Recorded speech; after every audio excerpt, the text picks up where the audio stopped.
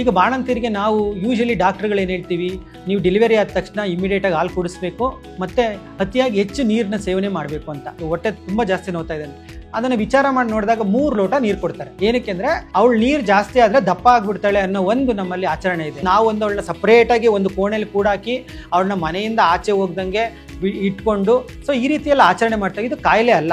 ಬರೀ ಸಬ್ಬಕ್ಕಿ ಉಪ್ಪಿಟ್ಟೆ 3 ಹೊತ್ತು ಕೊಡ್ತಿರ್ತೀವಿ, ಬರೀ ಬೇಳೆ ಸಾರು ಕೊಡ್ತಾ ಇರ್ತೀವಿ, ಅದ್ರಲ್ಲಿ ಏನು ಪೌಷ್ಟಿಕಾಂಶನೇ ಇಲ್ಲ. ಕೆಲವು ಆಚರಣೆಗಳನ್ನ ಯಾಕೆ ಶುರು ಮಾಡಿದ್ರು ಅಂತಾನೂ ಗೊತ್ತಿಲ್ಲ. ಬಾಣಂತಿ ಅಂದ ತಕ್ಷಣ ಬರೀ ನಾವು ಮಗು ಕೇರ್ ಮಾಡೋದಲ್ಲ, ಬಾಣಂತಿ ಆರೈಕೆನೂ ತುಂಬಾ ಇಂಪಾರ್ಟೆಂಟ್ ಇರುತ್ತೆ.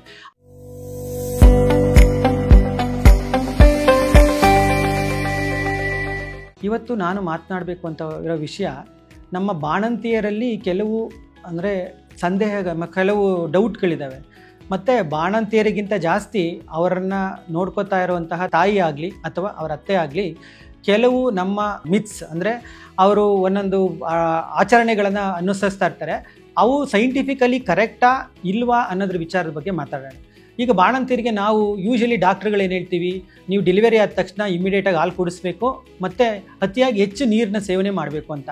ನಾವು ರೌಂಡ್ಸ್ಗೆ ಹೋದಾಗೆಲ್ಲ ಪ್ರತಿ ಸಲ ಹೇಳಿರ್ತೀವಿ. ಬಟ್ ಆದರೂ ಹೆಣ್ಮಗಳು 3 ದಿವಸ 4 ದಿವಸ ಆದಮೇಲೆ ಡಾಕ್ಟ್ರೇ ನನಗೆ ತುಂಬ ಹೊಟ್ಟೆ ನೋವು ಬರ್ತಾ ಇದೆ, ನನಗೆ ಕಕ್ಕಸ್ ಮಾಡೋಕ್ಕಾಗ್ತಾ ಇಲ್ಲ, ನನಗೆ ಹೊಟ್ಟೆ ತುಂಬ ಜಾಸ್ತಿ ನೋವ್ತಾ ಇದೆ.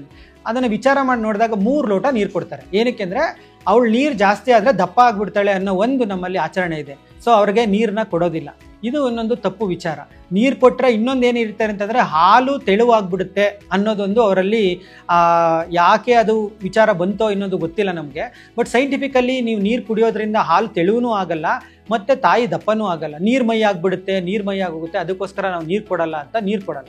ಮತ್ತು ಇನ್ನೊಂದು, ಪ್ರೆಗ್ನೆನ್ಸಿ ಅನ್ನೋದೊಂದು ನಾರ್ಮಲ್ ಪ್ರೋಸೆಸ್. ಅಂದರೆ ನಿಮ್ಮ ದೇಹದ ಹೆಣ್ಮಗಳು ಹೇಗೆ ಋತುಮತಿ ಆಗ್ತಾಳೋ ಹಾಗೆ ಪ್ರೆಗ್ನೆಂಟ್ ಆಗ್ತಾಳೆ, ಆಗಲೇ ವಯಸ್ಸಾಗುತ್ತೆ. ಅದೇ ಥರ ಇಟ್ಸ್ ಎ ನಾರ್ಮಲ್ ಸೈಕಲ್. ಅದು ಅವಳಿಗೆ ಏಜ್ ಆದಂಗೆ ಇದು ನಿಮ್ಮ ಒಂದು ಜೀವನದ ಒಂದು ಘಟ್ಟ. ಅಂದರೆ ತಾಯಿ ಆಗೋದು ಅನ್ನೋದು ಏನಂತಾರೆ, ಅಂದರೆ ಎಲ್ಲರಿಗೂ ಆ ಸೌಭಾಗ್ಯ ಸಿಗಲ್ಲ ಈಗಿನ ಪರಿಸ್ಥಿತಿಲಿ. ಅಂಥ ಒಂದು ಸೌಭಾಗ್ಯನ ಪಡೆದಿರಬೇಕಾದ್ರೆ ಬಟ್ ಅದನ್ನು ನಾವು ಏನು ಮಾಡ್ತೀವಿ, ದಿನನಿತ್ಯ ಅಂದರೆ ಒಂದು ಕಾಯಿಲೆ ಥರ ಟ್ರೀಟ್ ಮಾಡ್ತೀವಿ. ಅವಳಿಗೆ ಏನೋ ಒಂದು ಕಾಯಿಲೆ ಬಂದುಬಿಟ್ಟಿದೆ, ಹಾಗಾಗಿ ಅವ್ರಿಗೆ ಸಪ್ರೇಟಾಗಿ ಕುಕ್ ಮಾಡೋದು, ಅಂದರೆ ಅವಳಿಗೆ ಅಡುಗೆ ಅದನ್ನು ಸಪ್ರೇಟಾಗಿ ಕೊಡೋದು, ಬೇರೆ ಪದಾರ್ಥಗಳನ್ನ ಕುಕ್ ಮಾಡೋದು, ಇದನ್ನು ತಿನ್ನಬಾರ್ದು ಇದನ್ನು ತಿನ್ನಬೇಕು ಅಂತ ನಾವು ಅವಳನ್ನ ಸಪ್ರೇಟಾಗಿ ಒಂದು ಕೋಣೆಯಲ್ಲಿ ಕೂಡಾಕಿ ಅವಳನ್ನ ಮನೆಯಿಂದ ಆಚೆ ಹೋಗ್ದಂಗೆ ಇಟ್ಕೊಂಡು ಈ ರೀತಿಯೆಲ್ಲ ಆಚರಣೆ ಮಾಡ್ತಾ ಇದು ಕಾಯಿಲೆ ಅಲ್ಲ. ಏನು ಅಂತಂದರೆ ನಾವು ಏನು ತಿಂತೀವೋ ಅದೇ ಆಹಾರನ ಕೊಡಬೇಕು. ಹೇಗೆ ಪ್ರೆಗ್ನೆನ್ಸಿನಲ್ಲಿ ನಮಗೆ ರಿಕ್ವೈರ್ಮೆಂಟ್ ಆಹಾರ ಬೇಕಾಗಿತ್ತೋ ಅದೇ ಥರ ತಾಯಿ ಹಾಲು ಉಣಿಸುವ ತಾಯಿಗೆ ಹೆಚ್ಚು ಪೌಷ್ಟಿಕಾಂಶ ಬೇಕಾಗಿರುತ್ತೆ. ಅವ್ರಿಗೆ ಪ್ರೋಟೀನ್ಸ್ ಜಾಸ್ತಿ ಬೇಕಾಗಿರುತ್ತೆ, ಫ್ಯಾಟ್ ಜಾಸ್ತಿ ಬೇಕಾಗಿರುತ್ತೆ, ಮತ್ತು ನಿದ್ದೆ ಜಾಸ್ತಿ ಬೇಕಾಗಿರುತ್ತೆ. ಬಟ್ ಈಗೇನು ಮಾಡ್ತೀವಿ ನಾವು ಅಂತಂದರೆ ಅವ್ರಿಗೆ ನಾವು ಸಬ್ಬಕ್ಕಿ ಕೊಡೋದು, ಬರೀ ಸಬ್ಬಕ್ಕಿ ಉಪ್ಪಿಟ್ಟೆ 3 ಹೊತ್ತು ಕೊಡ್ತಿರ್ತೀವಿ, ಬರೀ ಬೇಳೆ ಸಾರು ಕೊಡ್ತಾ ಇರ್ತೀವಿ. ಅದರಲ್ಲಿ ಏನು ಪೌಷ್ಟಿಕಾಂಶನೇ ಇಲ್ಲ. ಕೆಲವು ಆಚರಣೆಗಳನ್ನ ಯಾಕೆ ಶುರು ಮಾಡಿದ್ರು ಅಂತಲೂ ಗೊತ್ತಿಲ್ಲ. ಕೆಲವರು ಹೇಗಿದೆ ಅಂತಂದ್ರೆ ಆಚರಣೆಗಳು ತಲೆ ಬಾಚಕ್ಕೆ ಬಿಡಲ್ಲ. ಏನಕ್ಕೆ ಅಂದರೆ ಅವ್ರು ತಲೆ ಬಾಚಿದ್ರೆ ಮಗು ಹೊಟ್ಟೆ ಚಿಳ್ಳನ್ನುತ್ತೆ ಅನ್ನೋದು ಬಿಡೋದಿಲ್ಲ. ಇನ್ನು ಕೆಲವು ಆಚರಣೆಗಳೆಂದರೆ ಮೀನು ತಿನ್ನಕ್ಕೆ ಬಿಡಲ್ಲ. ಮೀನು ತಿಂದರೆ ಏನಾಗುತ್ತೆ ಅಂದರೆ ಮಗುಗೆ ಚುಚ್ಚುತ್ತೆ ಅಂತ ಬಿಡಲ್ಲ. ಮತ್ತು ಮಾಂಸ ತಿನ್ನೋಕ್ಕೂ ಬಿಡಲ್ಲ. ಅಂದರೆ ಓಕೆ, ಖಾರ ತಿಂದರೆ, ಸ್ಪೈಸಿ ಐಟಮ್ಸ್ ತಿಂದರೆ ಓಕೆ, ಡೈಜೆಷನ್ ಪ್ರಾಬ್ಲಮ್ ಆಗುತ್ತೆ, ನಾವು ಒಪ್ಕೋತೀವಿ. ಆದರೆ ಮೀನು ತಿಂದಾಗ ಆ ಮುಳ್ಳು ಚುಚ್ಚು ಹೋಗಿ ಮಗುಗೆ ಚುಚ್ಚುತ್ತೆ, ಮತ್ತು ತಲೆ ಬಾಚಿದ್ರೆ ಮಗು ಹೊಟ್ಟೆ ಚುಳ್ಳನ್ನುತ್ತೆ. ಮತ್ತೆ ಅವ್ರನ್ನ ಏನು ಮಾಡ್ತಾರೆ ಅಂತಂದರೆ, ಈಗ ಅವರು ಡಿಲಿವರಿ, ಈಗ ಸಪೋಸ್ ಏಪ್ರಿಲ್ ಮೇನಲ್ಲಿ ಡಿಲಿವರಿ ಆಗಿರ್ತಾರೆ, ಅವ್ರಿಗೆ ಸ್ಕಾರ್ಫ್ ಹಾಕಿ ಕಿವಿಗೆ ಹತ್ತಿ ಹಾಕಿ ಸ್ನಾನ ಮಾಡೋಕ್ಕೆ ಬಿಡ್ದಲೆ ವಾಸನೆ ಬರೋ ಲೆವೆಲ್ಗೆ ಬಿಟ್ಟಿರ್ತಾರೆ. ಏನಕ್ಕೆ ಅಂದರೆ ಅವ್ರು ಯಾವಾಗಲೂ ಅಂದರೆ ಪ್ರೆಗ್ನೆಂಟ್ ಪೇಷಂಟ್ ಅಂದರೆ ಬಾಣಂತಿಯರಂದರೆ ಸ್ಕಾರ್ಫ್ ಹಾಕಿರಬೇಕು, ಕಿವಿಗೆ ಹತ್ತಿರಬೇಕು, ಮತ್ತು ಸ್ವೆಟರ್ ಹಾಕಬೇಕು, ಸೆಕೆನಾರ ಇರಲಿ ಎಷ್ಟು ಇದಾರ ಇರಲಿ. ಬಟ್ ಅದೆಲ್ಲ ತಪ್ಪು. ಅಂದರೆ ಅನುಗುಣವಾಗಿ ನಮಗೆ ಕಾಲಘಟ್ಟಕ್ಕೆ ಏನೇನು ಬೇಕೋ ಅದನ್ನು ಮಾತ್ರ ಮಾಡಬೇಕು. ಮತ್ತು ರಾತ್ರಿ ಹೊತ್ತು ಅವ್ರನ್ನ ವಾಕ್ ಮಾಡೋಕ್ಕೆ ಹೋಗಬಾರ್ದು ಅಂತ ಅಂಶಗಳನ್ನೆಲ್ಲ ಹೇಳ್ತಿರ್ತಾರೆ. ಏನಾಗುತ್ತೆ ಅಂತ ನಿಜವಾಗ್ಲೂ ಗೊತ್ತಿಲ್ಲ. ಆವಾಗಿನ ಕಾಲದಲ್ಲಿ ರಾತ್ರಿ ಹೊತ್ತು ಸ್ಟ್ರೇ ಅನಿಮಲ್ಸ್ ಎಲ್ಲ ಇರ್ತಾ ಇತ್ತು, ಹೊರಗಡೆ ಹೋದರೆ ಅಟ್ಯಾಕ್ ಮಾಡ್ತಾ ಇದ್ವು, ಈ ರೀತಿಗೆ ಒಂದು ಆಚರಣೆ ಇತ್ತು. ಅದಕ್ಕೋಸ್ಕರ ಮೋಸ್ಟ್ಲಿ ಅವರು ಬಿಟ್ಟಿರಲಿಲ್ಲ ಅನ್ಸುತ್ತೆ. ಬಟ್ ಈಗ ಲೈಟ್ಸ್ ಇರುತ್ತೆ, ನಮಗೆಲ್ಲ ಬೆಳಕು ಚೆನ್ನಾಗಿದೆ ಆಚೆ ಕಡೆ. ಯಾವಾಗ ಕಂಫರ್ಟಬಲ್ ಇರುತ್ತೋ, ಬಿಕಾಸ್ ಅವ್ರಿಗೂ ರಿಲ್ಯಾಕ್ಸೇಷನ್ ಬೇಕಾಗಿರುತ್ತೆ. ಒಂದು ಕೋಣೆಯಲ್ಲಿ ಕೂಡಾಕ್ಬಿಟ್ಟಿರ್ತೀವಿ ಅವ್ರನ್ನ, ಬಾಣಂತಿಯರನ್ನ. ಏನಕ್ಕೆ ಅಂದರೆ ಅವ್ರು ಸಪ್ರೇಟಾಗಿ ಏನೋ ಒಂದು ಕಾಯಿಲೆ ಬಂದಿರೋ ಮನುಷ್ಯರು, ಅವ್ರು ಸ್ವೆಟರ್ ಹಾಕ್ಕೊಂಡು ಸ್ಕಾರ್ಫ್ ಹಾಕ್ಕೊಂಡು ಏನೂ ಇಲ್ದಲೆ ಸಪ್ರೇಟಾಗಿ ಒಂದು ಕೋಣೆಯಲ್ಲೇ ಕೂತ್ಕೊಂಡಿರ್ಬೇಕು. ಇಮ್ಯಾಜಿನ್ ಮಾಡಿ, ನಾವೇ ಹೋಗಿ ಒಂದು 24 ಗಂಟೆ ಒಂದು ರೂಮಲ್ಲಿ ಕೂತ್ಕೊಂಡಿರ್ತೀವಿ ಅಂದರೆ ಖಂಡಿತ ಆಗಲ್ಲ. ಅಂದರೆ ಆ ತಾಯಿಗೆ ಎಷ್ಟು ಎಫೆಕ್ಟ್ ಆಗ್ತಿರುತ್ತೆ ಅಂದರೆ, ಅವಳು ನಿದ್ದೆ ಸರಿಗೆ ಆಗ್ತಿರಲ್ಲ, ಊಟ ಸರಿಗೆ ಆಗ್ತಿರಲ್ಲ, ಮಗುಗೆ ರಾತ್ರಿ ಹೊತ್ತು ಎದ್ದೆದ್ದು ಹಾಲು ಕುಡಿಸ್ತಾ ಇರಬೇಕಾಗುತ್ತೆ, ತುಂಬ ಟಯರ್ಡ್ ಆಗಿರ್ತಾರೆ, ಅವ್ರಿಗೆ ಮಾನಸಿಕವಾಗಿ ತುಂಬ ಸ್ಥೈರ್ಯ ಬೇಕಾಗಿರುತ್ತೆ. ಅಂಥದ್ರಲ್ಲಿ ನಾವು ಅವ್ರಿಗೆ ಸಪೋರ್ಟ್ ಮಾಡೋದ್ರ ಬದಲು, ಗಂಡ ಆಗಲಿ, ಅವ್ರ ಅತ್ತೆಂದಿಯರಾಗಲಿ, ಅವರ ತಾಯಿ ಆಗಲಿ ಸಪೋರ್ಟ್ ಮಾಡೋದ್ರ ಬದಲು ಅವ್ರನ್ನ ನಾವು ಒಂದು ಕಾಯಿಲೆ ಮನುಷ್ಯರ ಥರ ನೋಡಿ ಮಾನಸಿಕವಾಗಿ ತುಂಬ ಕುಗ್ಗಿಸ್ತೀವಿ. ಅದು ತಪ್ಪು. ಸೊ ಅವ್ರಿಗೆ ರಿಲ್ಯಾಕ್ಸೇಷನ್ಗೆ ಟೈಮ್ ಕೊಡಬೇಕು, ಅವರು ಒಂದು ಹೆಣ್ಮಗಳಿಗೆ ಒಂದು ಮನುಷ್ಯರ ಥರ ಟ್ರೀಟ್ ಮಾಡಬೇಕು. ಮತ್ತು ಬಾಣಂತಿ ಅಂದ ತಕ್ಷಣ ಬರೀ ನಾವು ಮಗು ಕೇರ್ ಮಾಡೋದಲ್ಲ, ಬಾಣಂತಿ ಆರೈಕೆಯೂ ತುಂಬ ಇಂಪಾರ್ಟೆಂಟ್ ಇರುತ್ತೆ. ಅವ್ರಿಗೆ ಬೇಕಾಗಿರೋ ಅಂತ ಅಂದರೆ ಹಾಲು ಹೆಚ್ಚು ಉತ್ಪತ್ತಿ ಆಗುವ ಅಂಶಗಳದ್ದು ಏನೇನು ಆಹಾರ ಇರ್ತವೆ ಅವನ್ನೆಲ್ಲ ಕೊಡಬೇಕು, ಮತ್ತು ಪ್ರೋಟೀನ್ಸ್ ಜಾಸ್ತಿ ಕೊಡಬೇಕು. ಮತ್ತು ನೀರನ್ನು ಇವೆಲ್ಲ ಮಾಡೋದ್ರಿಂದ ಏನಾಗುತ್ತೆ ಅಂದರೆ ತಾಯಿ ಅವಳು ಸದೃಢವಾಗಿರ್ತಾಳೆ, ಹಾಲು ಚೆನ್ನಾಗಿ ಬರ್ತಾ ಇದೆ ಅಂತಂದರೆ ಮಗುನೂ ಚೆನ್ನಾಗಿರುತ್ತೆ. ಅದ್ರ ಬದಲು ಅವಳು ಮಾನಸಿಕವಾಗಿ ಕುಗ್ಗಿದ್ರೆ ಮಗುಗೆ ಹಾಲು ಕುಡ್ಸೋಕ್ಕಾಗಲ್ಲ, ಮಗುನೂ ಚೆನ್ನಾಗಿ ನೋಡ್ಕೊಳಕ್ಕಾಗಲ್ಲ, ತಾಯಿನೂ ಚೆನ್ನಾಗಿ ನೋಡ್ಕೊಳಕ್ಕಾಗಲ್ಲ. ಒಂದ್ಸಲ ಡೆಲಿವರಿ ಆದ ತಕ್ಷಣ ಹೆಂಗಿರುತ್ತೆ ಅಂದರೆ, ಮುಂಚೆ ನಾವು ಪ್ರೆಗ್ನೆನ್ಸಿನಲ್ಲಿ ಆ ಹೆಣ್ಮಕ್ಳ ಬಗ್ಗೆ ಜಾಸ್ತಿ ಪ್ರೀತಿ ಇರುತ್ತೆ. ಅಂದರೆ ಇವಳು ನಮ್ಮ ಮಗುಗೆ, ನಮ್ಮ ಮನೆಗೆ ಮಗು ಬರುತ್ತೆ, ನಮ್ಮ ಮನೇಲಿ ಇದಾಗುತ್ತೆ ಅನ್ನೋದು ಪ್ರೀತಿ. ಬೈ ದ ಮೂಮೆಂಟ್ ಅಂದರೆ ಡೆಲಿವರಿ ಆದ ತಕ್ಷಣ ನಾವೇನು ಮಾಡ್ತೀವಿ ಅಂದರೆ ಆ ಹೆಣ್ಮಕ್ಳ ಬಗ್ಗೆ ನಾವು ಯೋಚನೆ ಮಾಡೋದೇ ಬಿಟ್ಬಿಡ್ತೀವಿ. ಎಲ್ಲರೂ ಮಗು ನೋಡ್ತಿರ್ತಾರೆ ಹೊರತು ಮಗು ಹೇಗಿದೆ, ಮಗು ಹಾಲು ಕುಡಿತಾ, ಮಗು ಊಟ ಮಾಡ್ತಾ, ಮಗು ಕಕ್ಕಸ್ ಮಾಡ್ತಾ, ಮಗು ಉಚ್ಚೆ ಮಾಡ್ತಾ, ಇದನ್ನು ಕೇಳ್ತಾ ಇರ್ತೀವಿ ಹೊರತು ನೀನು ಚೆನ್ನಾಗಿದ್ಯನಮ್ಮ, ನೀನು ಊಟ ಮಾಡ್ದ, ನೀನು ವಾಕ್ ಮಾಡ್ದ, ನಿನ್ನ ಆರೋಗ್ಯ ಚೆನ್ನಾಗಿ ನೋಡ್ಕೊಂಡಿದ್ಯಾ ಅಂತ ನಾವು 100ರಲ್ಲಿ ಏನೋ ಒಂದು 10-20% ಆ ರೀತಿ ವಿಚಾರ ಮಾಡೋದಿಲ್ಲ.